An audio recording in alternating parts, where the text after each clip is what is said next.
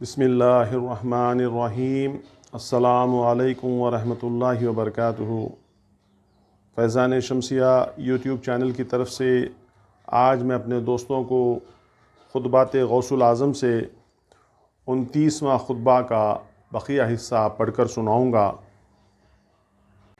پیران پیر غوث الاعظم دستگیر غوث الورا غوث العالمین محبوب سبحانی حضرت شیخ عبد القادر جیلانی رضی اللہ تعالی عنہ آگے فرماتے ہیں، اے اللہ کے بندو، کیا تمہارے پاس شریعت کی موافقت باقی نہیں رہی؟ تم نے اس کو اپنے ظاہر و باطن کے ہاتھوں سے چھوڑ دیا ہے اور اپنے نفسوں اور خواہشات کے تابعدار بن گئے ہو اور اللہ تعالیٰ کی بردباری سے دھوکے میں پڑ گئے، اور ایک کے بعد دیگرے دن بدن تم سے عذاب و سزا کو اٹھاتا رہتا ہے، اور آخر میں وہ اس کو تم پر ہر طرف سے نازل کر دے گا۔ اچانک تمہیں پکڑے گا اور گرفتار کرے گا، اور پھر تمہیں موت آ جائے گی، اور موت کے بعد قبر میں اترنا ہوگا۔ اس وقت قبر کی تنگی اور اس کا عذاب تجھ سے ملے گا۔ اس کے بعد قیامت تک تو اسی حالت میں باقی رہے گا۔ اس کے بعد تمہارا جسم دوبارہ پیدا کیا جائے گا اور تجھے بڑی پیشی کی طرف لایا جائے گا۔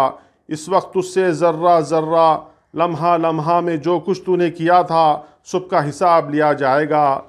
تو بغیر روح کے بت اور بغیر قوت و حقیقت کے سوکھا ہوا چمڑا ہے، تو سوائے جہنم کے آگ کے کسی کام کا نہیں۔ تیری عبادت میں اخلاص نہیں ہے۔ جب تک تیری عبادت میں روح ہی نہیں تو اور تیری عبادت سوائے جہنم کی آگ کے کسی کام کی نہیں۔ جب تو اپنے اعمال میں اخلاص پیدا نہیں کر سکتا تو تجھے اپنے آپ کو مشقت میں ڈالنے کی ضرورت ہی کیا ہے؟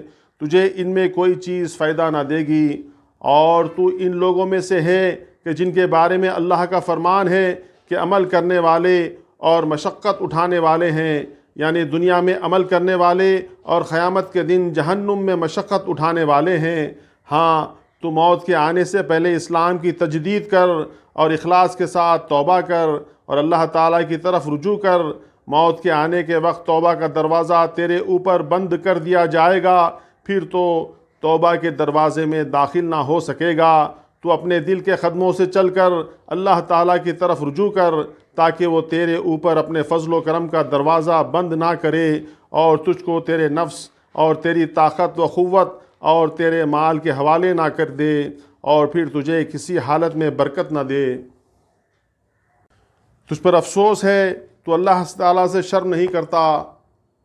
تجھ پر افسوس ہے تو اللہ تعالیٰ سے شرم نہیں کرتا۔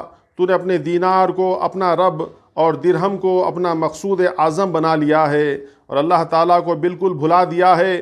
ان قریب تجھے اپنی قبر معلوم ہو جائے گی اور اپنا انجام دیکھ لے گا۔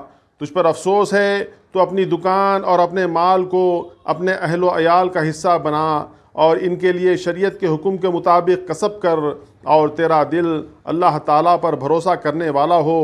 اپنا اور ان کا رزق اللہ تعالیٰ سے طلب کر، نہ کہ مال و دکان سے۔ اس حالت میں وہ تیرا اور ان کا رزق تیرے ہاتھ پر جاری فرما دے گا، اور تیرے دل میں اپنے فضل و قرب اور انس کو جگا دے گا، اور تیرے اہل و عیال کو تجھ سے بے نیاز کر دے گا، اور تجھے اپنی ذات کے ساتھ تونگری بخشے گا، اور وہ ان کو جس طرح اور جس کیفیت سے چاہے گا تونگر اور بے نیاز بنا دے گا۔ اور تیرے دل سے کہہ دیا جائے گا کہ یہ غنائے قلبی تیرے لیے ہے، اور یہ ظاہری مال تیرے اہل و عیال کے لیے ہے۔ تو اس مرتبہ اور مقام تک کیسے پہنچ سکتا ہے، حالانکہ تو اپنی تمام عمر میں شرک کرتا رہا ہے، محجوب اور راندہ درگاہ بنا رہا ہے۔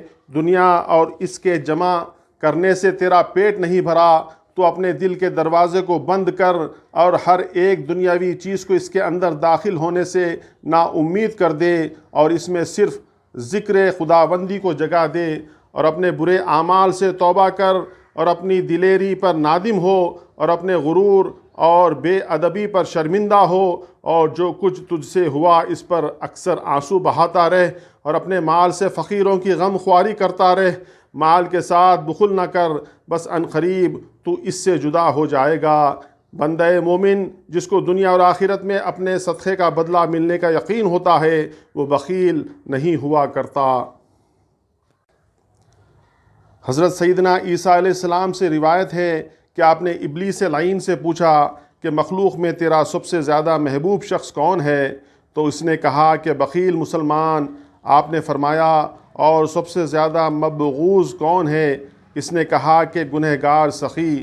اس سے آپ نے پوچھا کہ اس کی وجہ کیا ہے؟ اس نے کہا کہ بخیل مسلمان سے تو مجھے توقع رہتی ہے کہ اس کا بخل اس کو ایک نہ ایک دن معصیت میں ڈال دے گا، اور گنہگار سخی سے مجھے اندیشہ رہتا ہے کہ اس کی سخاوت کی بدولت اس کے گناہ مٹ جائیں گے۔ تو دنیا کے لیے مشغول نہ ہو۔ شریعت نے اس کے لیے کسب کو مشروع کیا تاکہ اس کے ذریعے سے اطاعت خداوندی پر مدد لی جائے، لیکن جب تو نے کمائی کی معصیت پر مدد چاہی اور نماز، روزہ اور کار خیر کو چھوڑ دیا ہے اور اپنے مال کی زکوٰۃ ادا نہیں کرتا، بس تو معصیت میں مشغول رہا، نہ کہ اطاعت الہی میں۔ گویا کہ تیری کمائی راہزنی کی ہو گئی اور ڈاکہ ہے۔ ان قریب موت آئے گی، بس مسلمان تو اس سے خوش ہوگا، کافر اور منافق اس سے غمگین ہوگا۔ نبی کریم صلی اللہ تعالیٰ علیہ وسلم کا فرمان ہے، یعنی مومن جب مرنے لگتا ہے تو اللہ تعالیٰ کی جو عنایتیں دیکھتا ہے، ان کی وجہ سے تمنا کرتا ہے کہ کاش دنیا میں ایک لمحے کے لیے بھی نہ رہتا۔ کہاں ہیں وہ توبہ کرنے والے اور اس پر قائم رہنے والے؟ کہاں ہیں اللہ تعالیٰ سے حیا کرنے والے اور تمام حالتوں میں اس کی طرف نظر رکھنے والے؟ اور کہاں ہیں حرام چیزوں سے بچنے والے اور محارم سے خلوت و جلوت میں پارسائی کرنے والے؟ کہاں ہیں اپنے دل اور بدن کی آنکھوں کو پست رکھنے والے؟ کیونکہ حضور نبی کریم صلی اللہ تعالیٰ علیہ وسلم کا فرمان ہے، یعنی آنکھیں بھی زنا کیا کرتی ہیں اور ان کا زنا نامحرم عورتوں کی طرف نظر کرنا ہے۔ اے مخاطب، تیری آنکھیں اجنبی غیر محروم عورتوں اور مرد لڑکوں کو دیکھ کر کس قدر زنا کرتی ہیں؟ کیا تو نے اللہ تعالیٰ کا ارشاد نہیں سنا؟ فرمان خداوندی ہے، قُلِ الْمُؤْمِنِينَ يَغُضُّوا مِنْ أَبْصَارِهِمْ۔ ترجمہ، اے محبوب کہو مومنوں سے کہ اپنی نگاہوں کو جھکائے رکھیں۔ اے فقیر، تو اپنے فقر و محتاجی پر صبر کر کہ دنیا کا فقر ختم ہو جائے گا۔ حضور نبی کریم صلی اللہ تعالیٰ علیہ وسلم نے حضرت عائشہ صدیقہ رضی اللہ تعالیٰ عنہا سے فرمایا، یعنی اے عائشہ، دنیا کی تلخی کے گھونٹ کو آخرت کی نعمتوں کے شوق کے لیے پی جا۔ اے مخاطب، کیا تو نہیں جانتا کہ قوم کی معیت میں تیرا نام کیا ہے، سعید یا شقی؟ تو اللہ تعالیٰ کے علم اور تقدیر میں لکھا جا چکا ہے، لیکن تو اس پر بھروسہ کر کے خوف خدا کو نہ چھوڑ، ورنہ تو شریعت کی حدود سے باہر نکل جائے گا، اور تجھے جن باتوں کا حکم دیا گیا ہے ان کے بجا لانے میں کوشش کر۔ تجھے علم سابق سے کیا واسطہ؟ وہ ایسے غیبی امور ہیں جن کو نہ تو جانتا ہے اور نہ ہی کوئی دوسرا جانتا ہے۔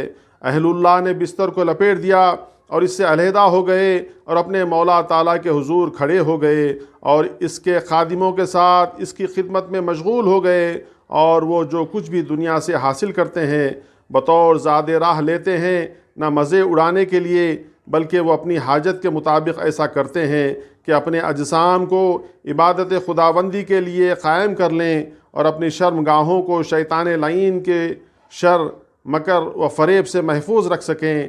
اس میں بھی وہ اپنے پروردگار کے حکم کی تعمیل کرتے ہیں اور اپنے نبی حضرت محمد مصطفیٰ صلی اللہ تعالیٰ علیہ وسلم کی سنت کا اتباع کرتے ہیں۔ ان کی تمام مشغولیت احکامات کی تعمیل اور سنت کی اتباع میں ہے، اور وہ باوجود اس کے کہ تمام اشیاء میں نور ہمت و بلند حوصلگی اور قوت زہد کے ساتھ متمکن ہوتے ہیں۔ دعا ہے، اللہم اجعلنا منہم وعد علینا من برکاتہم، آمین۔ اے اللہ، ہمیں انہی میں بنا دے اور ان کی برکتوں میں سے ہمیں بھی حصہ عطا فرما۔